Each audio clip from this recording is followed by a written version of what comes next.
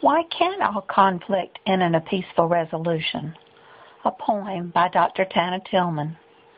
It seems since humanity arose on planet Earth that along with them they brought conflict and strife. It's found in the sacred heart of the home, where even the husband will argue with the wife. It doesn't seem to stop, but even snowballs from there, until one day humanity looks around and is horrified to see it everywhere. Humanity peers into the doors of our democratic machines' hallowed halls. It sees all of the individual lawmakers' different agendas and is appalled. It expected to see its representatives voicing opinions about what was best for all. Instead, it finds some groups of people arguing for its state, its race, its social group, or even its religion. And that doesn't begin to include those that fight because they're backed by the cash.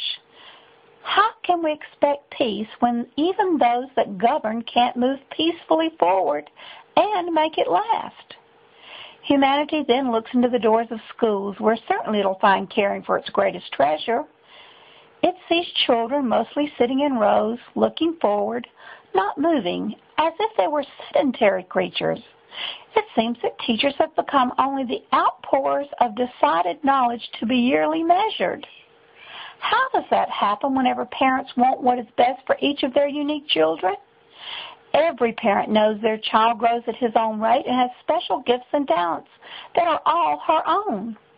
Won't honoring these gifts better lead to the seeds of creativity, peace, joy, and service being sown? Humanity then stares between the bars that purport to hold the ones who the peace they have disrupted. It sees mostly young men standing at attention beside cold metal cots that are double-decked. It thought to find vicious criminals beyond redemption instead of those who felt much their lives lacked. Some were hypnotized into believing he must have money or the things it buys, so he took them. Most of the others were seduced by the lure of drugs to take them from all this conflict and lack of peace.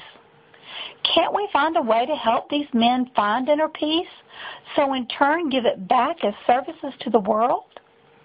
Lastly, humanity frantically searches all of the globe's many corners to find a place where peace abides.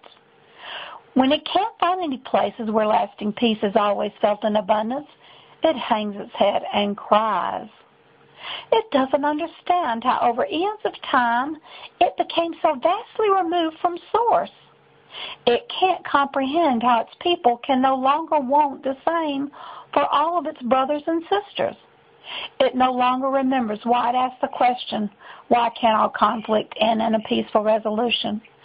Instead, it proclaims, go quietly inside, find the peace, bring it forth as God's renewed life invitation.